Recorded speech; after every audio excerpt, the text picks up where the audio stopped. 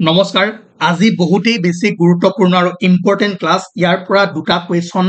Confirm পাবই পাব ঠিক আছে চাওক আমাৰ কনষ্টিটিউশন অফ ইণ্ডিয়াত যিমানবোৰ আৰ্টিকল আছে গোটেইবোৰ চাই থোৱাটো ভাল কিন্তু কিছুমান কমন বস্তু আছে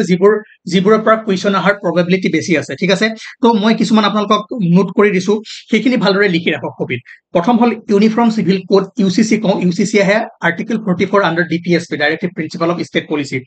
এটৰ্নৰী জেনেৰেল Article 76 চাওক দুটা বস্তু খেলিমেলি নকৰিব attorney general and comptroller and auditor general যাক আমি কেগ বুলিও কওঁ কেগৰ আৰ্টিকল হৈছে 148 ঠিক আছে বহুতে ইয়াতে খেলিমেলি হয় কালি মোৰো হৈছিলে সো এটো ভালদৰে মনত ৰাখিব যেটো এটৰ্নৰী জেনেৰেল হয় যিজন তেওঁ গভৰ্নমেন্ট অফ ইণ্ডিয়াৰ হাইয়েষ্ট ল অফিচাৰ হয় ঠিক আছে তাৰ পিছত definition of money bill article 110 annual financial statement বা বাজেট কিমানৰ পৰা আৰ্টিকল 112 ঠিক আছে power of courts to issue certain writs 226 article administration of schedule and tribal area যিবোৰ schedule and tribal area আছে তাত যেটো administration হয় আমি কোনটো পাওঁ article 244 তাৰ পাছত আৰু কেইটামান ইম্পৰ্টেন্ট আছে all india service article 312 finance commission under article 280 election commission power article 324 proclamation of emergency or national emergency কিমান আছিল 352 তাৰ পাছত President rule কিমান আছিল 356 financial emergency 360 power of parliament to amend the constitution এটো হল 368 আটাইতকৈ বেছি important special provision with respect to the state of Assam article 371 b আন্ডাৰত দিয়া হয় option ৰাহিব article 371 a b c d এনেকৈ আহিব সো article 371 b গটিকে এই কেইটা যিকেইটা মই নোট কৰি দিলো বহুত বেছি ইম্পৰ্টেন্ট এখিনি জেনেকে হক মনত ৰাখিব ইয়াৰ পৰা কুৱেশ্যন আহিব তাৰ বাহিৰেও যিখিনি কিহৰ ভিতৰ ওপৰত আছে ফান্ডামেন্টাল ৰাইটছৰ ওপৰত ফান্ডামেন্টাল ৰাইটছৰ কমপ্লিট আৰ্টিকল মনত ৰাখক কি কোড কি আছে ঠিক আছে তো আৰ্টিকলৰ ওপৰত কুৱেশ্যন আহিলে এইখিনিৰ ওপৰতে আহাৰ চান্সেছ বেছি আছে তাৰ পাছত ইম্পৰ্টেন্ট কুৱেশ্যন আমি already battle of Plassey battle of Buxar পঢ়িছিলো কেনেকে ডুৱেল গভৰ্নমেন্ট আছিলে তাক নাইকিয়া কৰি ব্ৰিটিছ কোম্পানীয়ে লাহে লাহে ভাৰতৰ শাসনভাৰ লবলৈ আৰম্ভ কৰিছিলে সেইখিনি আৰম্ভ কৰিছিলো আৰু তেনেকৈ বহু কেইখন এক্ট পাস কৰিছিলে ঠিক আছে ৰেগুলেটিং এক্টৰ পৰা আৰম্ভ কৰি ইণ্ডিয়ান ইন্ডিপেন্ডেন্স এক্ট 1947 লৈকে প্ৰায় 7-8 খন এক্ট পাস কৰিছিলে তাৰ পৰা ইম্পৰ্টেন্ট কুৱেশ্যন আহিব ঠিক আছে আমি গুটেখিনি সাম এটা পইণ্ট সাম যিকেইটা ইম্পৰ্টেন্ট পইণ্ট মই মাৰ্ক কৰি থৈ যাম আৰু সেইকেইটা যেনেকৈ হক নোট কৰক মনত ৰাখক আৰু ইয়াৰ পৰা কুৱেশ্যন আহিবই লিখি ৰাখক ঠিক আছে সো প্ৰথম আপোনালোকে জানে কোম্পানী ৰুল চলিছিলে কিমানৰ পৰা 1773 পৰা 1858 লৈকে কি চলিছিলে কোম্পানী ৰুল যি ইষ্ট ইণ্ডিয়া কোম্পানীয়ে বেপাৰ কৰিব আহিছিলে লাহে লাহে কি হল পলিটিক্যাল পাৱাৰটো লৈ ললে তাৰ পিছত 1958 ৰ পৰা কোম্পানী ৰুল নাইকিয়া হৈ কি হল ডাইৰেক্ট ক্ৰাউন ৰুল আহে মানে ব্ৰিটিছ যি গভৰ্নমেন্ট আছে ইংলেণ্ডত যি ব্ৰিটিছ গভৰ্নমেন্ট আছে সেই গভৰ্নমেন্টে কি হল ইণ্ডিয়াক কি কৰিব ধৰিলে শাসনভাৰ মানে চলাবলৈ ধৰিলে ঠিক আছে তো আমি জানো কোম্পানী ৰুল আহিছিল 1773 পৰা আৰু ক্ৰাউন ৰুল আহিছিল 1858 ৰ পৰা ঠিক আছে তো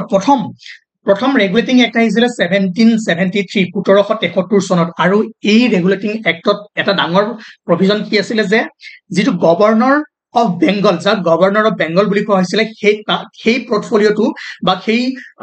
পজিশনটো চেঞ্জ কৰি কি কৰা হল গভৰ্ণৰ জেনেৰেল অফ বেংগল এটো কোৱেশ্যন কেনেকৈ আহিব কোৱেশ্যনটো আহিব যে কোনখন এক্টৰ অধীনত governor of Bengal to governor general of বেংগললৈ চেঞ্জ কৰা হৈছিল তেতিয়া আপোনালোকে কৰিব লাগিব ৰেগুলেটিং এক্ট 1773 তাৰ পাছত ইম্পৰ্টেন্ট বস্তু যে the first governor general of Bengal was lord Warren Hastings ঠিক আছে Warren Hastings মনত ৰাখিব very very important third point to regulating actor ভিতৰত third important point to আছিলে it provided for the establishment of Supreme Court at Calcutta 1774 ঠিক আছে যি কলকাতাত সুপ্ৰিম কোৰ্টৰ এষ্টাব্লিশমেন্ট হৈছিল কোনখন এক্টৰ আন্ডাৰত ৰেগুলেটিং এক্ট 1773 কিমান চনত হৈছিল এষ্টাব্লিশমেন্ট 1774 ঠিক আছে মনত ৰাখিব অসমীয়াটো লিখা আছে আপোনালোকে পঢ়ি যাব বংগৰ গভৰ্ণৰ জেনেৰেল হিচাপে নিযুক্তি দিয়া হৈছিল ঠিক আছে বংগৰ প্ৰথম গভৰ্ণৰ জেনেৰেল আছিল লৰ্ড ওয়াৰেন হাষ্টিং নোট কৰক লিখি ৰাখক কপিলক লিখি ৰাখক তাৰ পাছত নেক্সট এক্টখন আহিছিল 1784 যাক আমি পিটছ ইণ্ডিয়া এক্ট বুলি কওঁ সব যেতিয়া 1773 পৰা কি হল কোম্পানীয়ে গুটেই পলিটিক্যাল পাৱাৰটো লবলৈ আৰম্ভ কৰিলে তাৰ পাছত কি হল 1784 পিটছ ইণ্ডিয়া এক্টৰ জৰিয়তে এই কোম্পানীৰ যিখিনি কমাৰ্চিয়েল কাম আৰু কমাৰ্চিয়েল ফাংচন আৰু পলিটিক্যাল ফাংচনখিনি কি হলে কি কৰিছিলে ডিস্টিংগুইশ কৰি দিছিলে ঠিক আছে তো তাৰে কি কৰিছিলে কিছুমান কেইখন বোৰ্ড বনাইছিলে এখন বোৰ্ডে চাব কমাৰ্চিয়েল ফাংচন খিনি এখন বোৰ্ডে চাব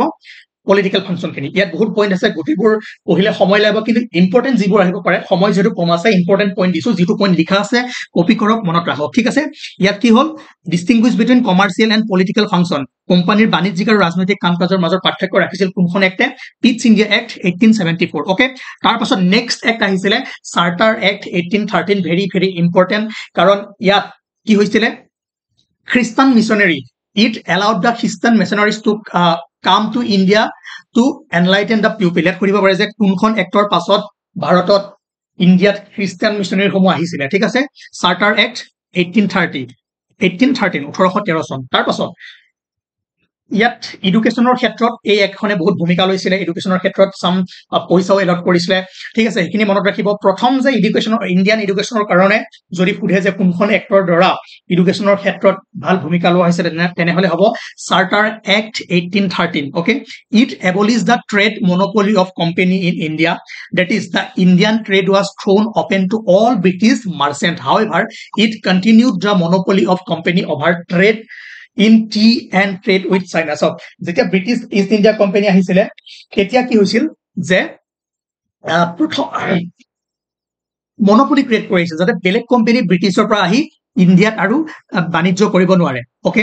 আৰু এই একখনে কি কৰিলে যেটো ইষ্ট ইণ্ডিয়া কোম্পানীৰ মনোপলি আছিল তাক এবলিশ কৰিলে আৰু এতিয়া কৰিলে কি যে ইংলেণ্ডৰ পৰা যিকোনো কোম্পানী আহিয়ে ইয়াতে ট্ৰেড কৰিব পাৰিব ওকে Okay, ঠিক আছে তো এটো কিমান চনৰ হল চাৰ্টাৰ এক্ট 1813 তাৰ পাছত it provides for the western education among the inhabitants of the British territories in India okay তিনটা পইণ্ট মনত ৰাখিব তাৰ পাছত নেক্সট পইণ্ট আহিলে নেক্সট এক্ট আহিছিলে চাৰ্টাৰ এক্ট 1833 ইয়াত এটা মেইন পইণ্ট হল যে গভৰ্ণৰ জেনেৰেল অফ বেংগল এতিয়ালৈকে আমি কি কৈ আছিলো গভৰ্ণৰ জেনেৰেল অফ বেংগল 1833 পাছত গভৰ্ণৰ জেনেৰেল অফ বেংগল হৈ গল কি গভৰ্ণৰ জেনেৰেল অফ ইণ্ডিয়া মনত ৰাখিব এবাৰ কোৱেশ্চনটো কেনেকৈ সুধিব যে governor general of Bengal to governor general of India কোনখন এক্টৰ পাছত চেঞ্জ হৈছিলে চাৰ্টাৰ এক্ট 1833 এইখনত কি হৈছিলে ৰেগুলেটিং এক্ট 1773 হৈছিলে governor of Bengal to governor general of Bengal but ইয়াত গভৰ্ণৰ জেনেৰেল অফ বেংগলৰ পৰা গভৰ্ণৰ জেনেৰেল অফ ইণ্ডিয়া পাৱাৰবোৰ কেনেকৈ ট্ৰান্সফাৰ হৈছিল আমি অলৰেডি পঢ়ি আহিছো নাও Lord William Bentinck মনত ৰাখিব William Bentinck was the first Governor General of India Governor General of Bengal কোন আছিল ফাৰ্স্ট আৰু Governor General of India কোন আছিল ফাৰ্স্ট very very important বস্তু এই দুটা আপোনালোকে কোৱেশ্চনত দেখিবলৈ পাব তাৰ পিছত ইয়াত কি হল ইয়াত কমপ্লিটলি কি কৰি দিলে মনোপলি নাইকিয়া কৰি পেলালে ঠিক আছে তাৰ পাছত কি হল It ended the activities of East India Company as a commercial body which became a purely administrative body. এইখন এক্টৰ পাছত কি হল ইষ্ট ইণ্ডিয়া কোম্পানী কি কৰিব আহিছিলে বাণিজ্য কৰিব আহিছিলে ট্ৰেড কৰিব আহিছিলে আৰু কমপ্লিটলি কমাৰ্চিয়েল বডি কি হল এক্টিভিটিজটো নাইকিয়া কৰি পেলালে ডাইৰেক্ট এতিয়া কি হল ইষ্ট ইণ্ডিয়া কোম্পানীয়ে কি হল এডমিনিষ্ট্ৰেটিভ বডি হিচাপে পিউৰলি এডমিনিষ্ট্ৰেটিভ বডি হিচাপে ইণ্ডিয়াত কাম কৰিবলৈ ললে কিহৰ পিছত চাৰ্টাৰ এক্ট 1833 পাছত ধুনিয়াকে লিখা আছে পঢ়িব ইয়াৰ ইম্পৰ্টেন্ট পইণ্টটো হল যে lord William Bentinck was the first governor general of India তাৰ পাছত নেক্সট একখন আহিছিলে চাৰ্টাৰ এক্ট 1853 আৰু এই একখনত কি আহিছিলে It separated for the first time the legislative and executive function of the Governor General Council. ইয়াতে যে executive council function আৰু legislative function এইখিনি কি হৈছিল সেপাৰেট কৰা হৈছিল চাৰ্টাৰ এক্ট 1853 জৰিয়তে আৰু ইয়াৰ এটো পইণ্ট মনত নাৰাখিলেও এই পইণ্টটো মনত ৰাখিব it introduced an open competition system of selection and recruitment of civil servants ঠিক আছে ইয়াৰ জৰিয়তে চৰকাৰী কৰ্মচাৰীৰ বাছনি আৰু নিযুক্তিৰ মুকলি প্ৰতিযোগিতা প্ৰথমে প্ৰৱৰ্তন কৰা হৈছিল কি কোনটো এক্টৰ আন্ডাৰত চাৰ্টাৰ এক্ট 1853 ওকে মনত ৰাখিব এই পইণ্টটো এটো আহিব এটো কোৱেশ্চন দিব কোনখন এক্ট একখিনি লিখি দিব আপোনালোকৰ তাত খেলিমেলি হ'ব পাৰে সেই কাৰণে মই যিখিনি পইণ্ট লিখি দিছো ভালদৰে এতিয়া কপি লওক আৰু লিখি যাওক ওকে তাৰ পাছত এখন আহিলে গভৰ্ণমেন্ট অফ ইণ্ডিয়া এক্ট 1858 যেতিয়া আপোনালোকে জানে 1857 ত যি ৰিভল্ট হৈছিল ফাৰ্স্ট জাগ আমি ইণ্ডিয়াৰ স্বাধীনতা সংগ্ৰামৰ ৰিভল্ট বুলি কওঁ কিমান চনৰ হৈছিল 1857 ত পিছত এই একখন আহিছিল government of India act okay ইয়াত ধুনিয়াকে লিখা আছে this significant act was enacted in the wake of revolt of 1857, also known as the First War of Independence or Sepoy Mutiny বা চিপাহী বিদ্ৰোহ বুলিও কোৱা হয় অসমীয়া ষ্টুডেণ্টখিনি ধুনীয়াকৈ পঢ়ি লওক তাৰ পাছত ইয়াত কি হ'ল ইয়াত কি চেঞ্জ কৰিলে একদম very important it change the designation of governor general of India Governor General of India to the Viceroy of India. এবাৰ আহি গল Viceroy of India. কাৰণ মই কৈছিলো যে ইয়াতে কি হল কোম্পানী ৰুল খতম হৈ গল যি কোম্পানী আহি যি ইষ্ট ইণ্ডিয়া কোম্পানীয়ে বজাৰ বেপাৰ কৰিব আহি ভাৰতৰ শাসনভাৰ লৈছিলে সেই কোম্পানী ৰুল খতম হৈ গল এবাৰ কি কৰিলে ব্ৰিটিছ চৰকাৰে ডাইৰেক্টলি ইয়াৰ ভাৰতৰ শাসনভাৰ গ্ৰহণ কৰিলে ইয়াৰ আগলৈকে কি কৰিছিলে কোম্পানীয়ে চলাইছিলে ব্ৰিটিছ গভৰ্ণমেণ্টে কি কৰিছিলে এক্ট পাছ কৰিছিলে কিছুমান এক্ট পাছ কৰি কিছুমান ৰুল দিছিলে ঠিক আছে ব্ৰিটিছ গভৰ্ণমেণ্টৰ আণ্ডাৰত আছিলে কোম্পানী বাট এতিয়া কি হ'ল গভৰ্ণমেণ্টে ডাইৰেক্টলি ভাৰতক শাসন কৰিবলৈ ল'লে সেইকাৰণে আমি কওঁ যে 1858 পাছৰ পৰা কি হ'ল কমপ্লিটলি কোম্পানী ৰুল শেষ হ'ল আৰু ক্ৰাউন ৰুল ষ্টাৰ্ট হ'ল আৰু ইয়াৰ পিছত গভৰ্ণৰ জেনেৰেল অফ ইণ্ডিয়াক আমি ভাইচৰয় অফ ইণ্ডিয়া বুলি জানো ওকে তিনটা চেঞ্জ হ'ল প্ৰথম চেঞ্জ কি হ'ল গভৰ্ণৰ অফ বেংগলৰ পৰা গভৰ্ণৰ জেনেৰেল অফ বেংগল হ'ল গভৰ্ণৰ জেনেৰেল অফ বেংগলৰ পৰা কি হ'ল গভৰ্ণৰ জেনেৰেল অফ ইণ্ডিয়া হ'ল আৰু এইবাৰ government of India act 1858 governor general of ইণ্ডিয়াৰ পৰা ভাইচৰয় অফ ইণ্ডিয়া হ'ল ওকে ইয়াৰ দ্বাৰা ভাৰতৰ গভৰ্ণৰ জেনেৰেল পদবী সলনি কৰি ভাৰতৰ ভাইচৰয় পদবী কৰা হয় আৰু প্ৰথম কোন আছিলে ভাইচৰয় লৰ্ড কেনিং এইটো এটা important lord Canning became the first viceroy of India লিখি ৰাখক এই পইণ্টকেইটা লিখি ৰাখক এইটো লিখক প্ৰথম ভাইচৰয় কোন আছিলে ঠিক আছে ওকে ক'ত কি চেঞ্জ কৰিলে ধুনীয়াকৈ লিখা আছে বুজি পাব পঢ়িলে নেক্সট 1861 আহিছিলে ইণ্ডিয়ান কাউন্সিল এক্ট 1861 আহিছিলে ঠিক আছে আৰু এই এক্টখনৰ জৰিয়তে লৰ্ড কেনিঙে পৰ্টফলিঅ' চিষ্টেমটো আনিছিলে ইম্পৰ্টেণ্ট কুৱেশ্যন আহিব পাৰে যে পৰ্টফলিঅ' চিষ্টেম কোনে আৰম্ভ কৰিছিলে সেই এটা কুৱেশ্যন বনিব পাৰে কোনে কৰিছিল লৰ্ড কেনিং কোন আছিলে first viceroy of India okay আৰু এই পৰ্টফলিঅ' চিষ্টেমটো কোনখন এক্টৰ আণ্ডাৰত আহিছিলে কোনখন এক্টৰ আণ্ডাৰত আনিছিলে ইণ্ডিয়ান কাউন্সিল এক্ট 1861 ঠিক আছে ইয়াৰ দ্বাৰা ভাইচৰয়ক পৰিষদত ব্যৱসায়ৰ অধিক সুবিধাজনক লেনদেনৰ বাবে নিয়ম আৰু আদেশ প্ৰণয়নৰ ক্ষমতা প্ৰদান কৰা হৈছিল ইয়াৰ উপৰিও 1859 চনত লৰ্ড কেনিঙে প্ৰৱৰ্তন কৰা পৰ্টফলিঅ' ব্যৱস্থাক স্বীকৃতি দিয়া হৈছিল ওকে ঠিক আছে ইম্পৰ্টেণ্ট পইণ্ট নেক্সট এক্ট আহিলে ইণ্ডিয়ান কাউন্সিল এক্ট 1909 যাৰ বিষয়ে আমি আগত অকমান চাইছিলো আমি তাক মৰলে মন্টো ৰিফৰ্মছ বুলিও জানো ঠিক আছে ইণ্ডিয়ান কাউন্সিল এক্টক মৰলে মিন্টো ৰিফৰ্মছ বুলিও জানা যায় সেই সময়ত lord Morley was then secretary of state and viceroy কোন আছিলে লৰ্ড মিন্টো ইণ্ডিয়াৰ ভাইচৰয় আছিলে লৰ্ড মিন্টো চাওক সেক্ৰেটাৰী অফ ষ্টেট চাওক এখন ইণ্ডিয়া হ'ল এখন ব্ৰিটিছ হয় নে ব্ৰিটিছ গভৰ্ণমেণ্ট ক'ত আছে ইয়াত ব্ৰিটিছে ইয়াত গভৰ্ণমেণ্ট আছে আৰু ব্ৰিটিছ গভৰ্ণমেণ্টে ইয়াত কি কৰিছিলে ভাৰতক শাসন কৰি আছিলে ক'ৰ পৰা ইংলেণ্ডৰ পৰাই আৰু সেইকাৰণে কি পঠাইছিলে ইয়াত ভাইচৰয় আৰু ভাইচৰয়জন কি আছিলে ব্ৰিটিছ গভৰ্ণমেণ্টে ইণ্ডিয়াক চলাবৰ কাৰণে যিজন তেওঁলোকে পোহৰি পঠাইছিলে এতিয়া মই সহজ সৰল ভাষাতে কৈ আছো পিছত ভালদৰে পঢ়িলে বুজি পাব ভাইচৰয়ে কি কৰিছিলে ইয়াতে ইণ্ডিয়াৰ কাম কাজবোৰ চাইছিলে তেওঁ মেইন আছিলে আৰু ইয়াতে ব্ৰিটিছত বা ইংলেণ্ডত আছিলে কি আছিলে সেক্ৰেটাৰী অফ ষ্টেট আৰু ইয়াতো এজন কি আছিলে সেক্ৰেটাৰী অফ ষ্টেট আছিলে ওকে আৰু ইয়াতে এজন সেক্ৰেটাৰী আছিলে আৰু ইয়াতে এজন ভাইচৰয় আছিল সেই সময়ত কোন আছিলে lord Morley was then the secretary of the state for India secretary of state for the India ঠিক আছে আৰু লৰ্ড মিন্টো আছিলে ভাইচৰয় অফ ইণ্ডিয়া যদি খেলি মেলি লাগিছে বাদ দিয়ক এইখিনি ইম্পৰ্টেণ্ট নহয় মেইন কথা ইয়াক জানা যায় মৰলে মিন্টো ৰিফৰ্মছ কম সময়ত ইমান বুজাবলৈ দিগদাৰ হৈ যায় অলপ ঠিক আছে তাৰপিছত ইয়াত আমি অলৰেডি পঢ়িছিলো এইখন যিখন মৰলে মিন্টো ৰিফৰ্মছ বা ইণ্ডিয়ান কাউন্সিল এক্ট 1909 চন আছিলে ইয়াত it provide for the first time for the association of Indian with the executive council of viceroy and governor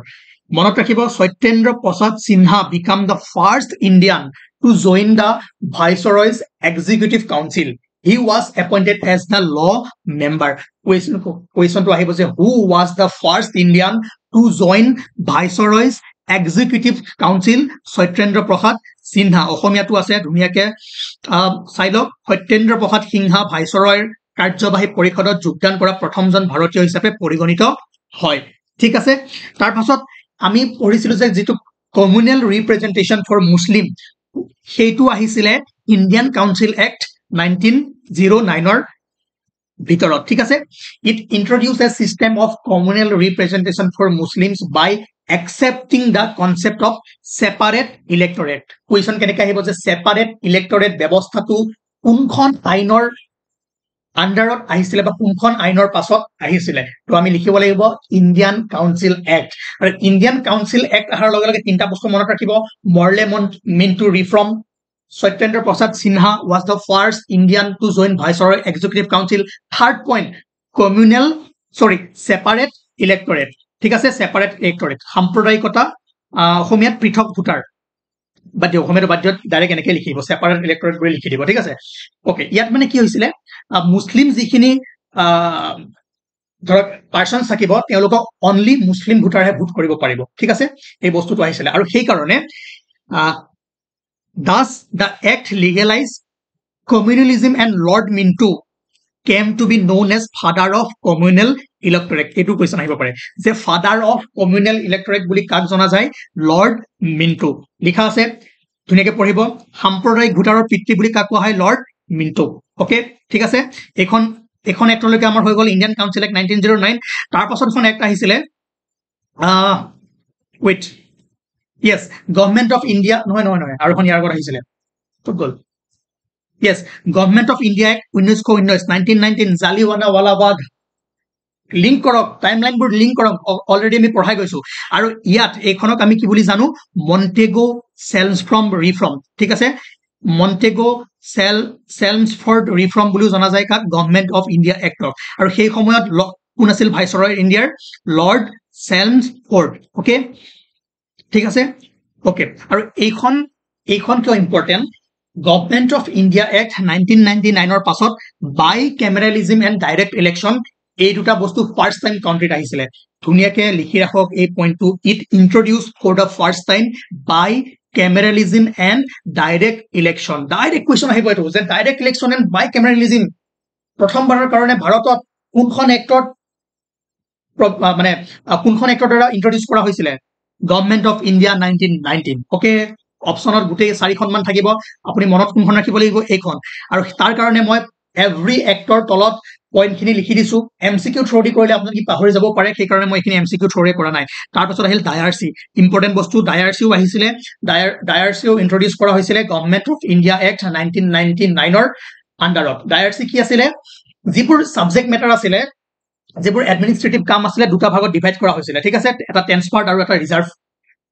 ক্যাটেগৰি বাট দিও কি হয় বাট এটাই মনত ৰাখক ডায়াৰসি বাইকেমেৰালিজম ডাইৰেক্ট ইলেকশ্যন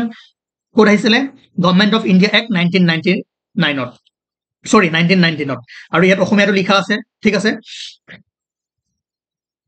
অসমীয়াটো লিখা আছে যে 1919 চনৰ ভাৰত চৰকাৰ আইন প্ৰণয়ন কৰা হয় যিখনে 1921 চনৰ পৰা বাদ দিওক ইয়াক আমি মন্টেগো সেলমফৰ্ড সংস্কাৰ বুলিও কোৱা হয় ওকে প্ৰথমবাৰৰ কাৰণে দেশত দ্বি সদস্যবাদ আৰু প্ৰত্যক্ষ নিৰ্বাচনৰ প্ৰৱৰ্তন কৰিছিল মানে বাইকেমেৰালিজম মানে কি যেনেকৈ আছে আমাৰ আপাৰ হাউস লোৱাৰ হাউস প্ৰথমে নাছিলে তাৰ এই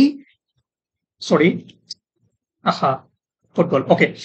1919 ৰ পাছতে কি হল আপাৰ হাউস লোৱাৰ হাউস দুইখন ধুনিয়াকৈ আহিলে ঠিক আছে যে আপাৰ হাউসক কোৱা হৈছিল কাউন্সিল অফ ষ্টেট আৰু লোৱাৰ হাউসক কোৱা হয় লেজিসলেটিভ এসেম্বলি ঠিক আছে বাইকেমেৰালিজম আহিছিলে আৰু ডাইৰেক্ট ইলেকশ্যন কেতিয়াৰ পৰা হৈছিলে 1919 চনৰ গভৰ্নমেন্ট অফ ইণ্ডিয়া এক্টৰ পাছত তাৰ পাছত এখন এক্ট আহিলে আপোনাৰ গভৰ্নমেন্ট অফ ইণ্ডিয়া এক্ট 1935 এখনো ইম্পৰ্টেন্ট ইয়াত বহুত প্ৰভিজন আছে বহুত পইণ্ট আছে কিন্তু গুটেখিনি এতিয়া পঢ়ি থকাৰ সময় নাই ইয়াৰ মেইন কাৰণ হ'ল যে Reserve Bank of India it provides for establishment of a Reserve Bank of India to control the currency and credit of country কৰিব পাৰে যে Reserve Bank of India establishment কোনখন এক্টৰ দ্বাৰা কৰা হৈছিলে বা কোনখন এক্টত তাৰ বিষয়ে প্ৰভিজন আনা হৈছিলে গভৰ্নমেন্ট অফ ইণ্ডিয়া এক্ট 1935 আৰু তাৰ পাছত এটো ইম্পৰ্টেন্ট কাৰণ আসামৰ পলিটিৰ ওপৰত কিছুমান বস্তু ইয়াত সোমাই আছে it introduced bicameralism in 6 out of 11 province ঠিক আছে 1995 ৰ গভৰ্নমেন্ট অফ ইণ্ডিয়া এক্টৰ দ্বাৰা বেংগল বম্বে মাদ্ৰাজ বিহাৰ এণ্ড আসাম ইয়াতে bicameralism কি হৈছিলে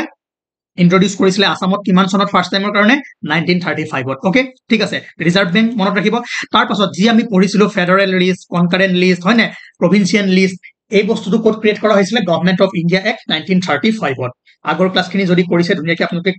লিংক কৰিব পাৰিব আৰু এই বস্তুখিনি অসমীয়াটো আছে ধুনীয়াকৈ পঢ়ি চাব তাৰপিছত একেবাৰে লাষ্টত যিখন এক্ট আহিছিলে ইণ্ডিয়ান ইণ্ডিপেণ্ডেন্স এক্ট 1947 যাৰ দ্বাৰা ভাৰতে কি কৰিছিল স্বাধীনতা লাভ কৰিছিল it ended the British rule in India and declared India was an independent and sovereign state on 15 August 1947 ঠিক আছে কোনখন এক্টৰ পাছত ভাৰতে স্বাধীন লাভ কৰিছিল যদি খুদে ইণ্ডিয়ান ইণ্ডিপেণ্ডেন্স এক্ট 1947 ওকে আৰু ভাৰত আৰু পাকিস্তানৰ বিভাজন partition of India and creation of two independent dominion Indian Pakistan এইখন এক্টৰ আন্ডাৰতে কৰা হৈছিল ইণ্ডিয়ান ইণ্ডিপেণ্ডেন্স এক্ট আৰু সেই সময়ত ব্ৰিটিছৰ প্ৰাইম মিনিষ্টাৰ কোন আছিল ক্লিমেণ্ট এটলি ওকে ঠিক আছে মনত ৰাখিব এই পইণ্টখিনি যিখিনি মই আজি দিলো ভালদৰে লিখি ৰাখক মনত ৰাখক তাৰপিছত যিখন ফাৰ্ষ্ট গভৰ্ণমেণ্ট ফৰ্ম হৈছিলে আমাৰ ভাৰতৰ ইণ্ডিয়ান গভৰ্ণমেণ্ট ফৰ্ম হৈছিলে ইন্ট্ৰিমখন নহয় যিখন ইলেক্টেড গভৰ্ণমেণ্ট ফৰ্ম হৈছিলে তাৰ পৰ্টফলিঅ'খিনি ভালদৰে চাই থব জৱাহৰলাল নেহৰু আছিলে প্ৰাইম মিনিষ্টাৰ তাৰপিছত চৰ্দাৰ বল্লভভাই পেটেল আছিলে home minister and deputy prime minister আছিলে মৌলানা আবুল কালাম আজাদ আছিলে এডুকেশ্যন মিনিষ্টাৰ ওকে ঠিক আছে গোটেইখিনি নাচালেও এইখিনি চালে হৈ যাব আৰু বি আৰ আম্বেদকাৰ ল মিনিষ্টাৰ ওকে তাৰপিছত যদি চাই হ'ব এইকেইটা চালে হৈ যাব বি আৰ আম্বেদকাৰ মৌলানা আবুল কালাম আজাদ চৰ্দাৰ বল্লভভাই পেটেল কি পৰ্টফলিঅ' আছে ঠিক আছে তো ইম্পৰ্টেণ্ট ক্লাছ আছিলে বহুত সোনকালে কৰা ক্লাছ নহয় এইখিনি বস্তু বুজিব লাগে কাৰণ কেনেকৈ কি হৈছিলে বস্তুবোৰ কেনেকৈ চেঞ্জ হৈছিলে এইখিনি সময় লাগিব তথাপিও এজ পাৰ MCQ কুৱেশ্যনৰ ফালৰ পৰা ইয়াৰ পৰা বহুতখিনি কুৱেশ্যন বনিব আৰু যিখিনি বস্তু মই ইম্পৰ্টেণ্ট মাৰ্ক কৰি দিছো কৰিব থেংক ইউ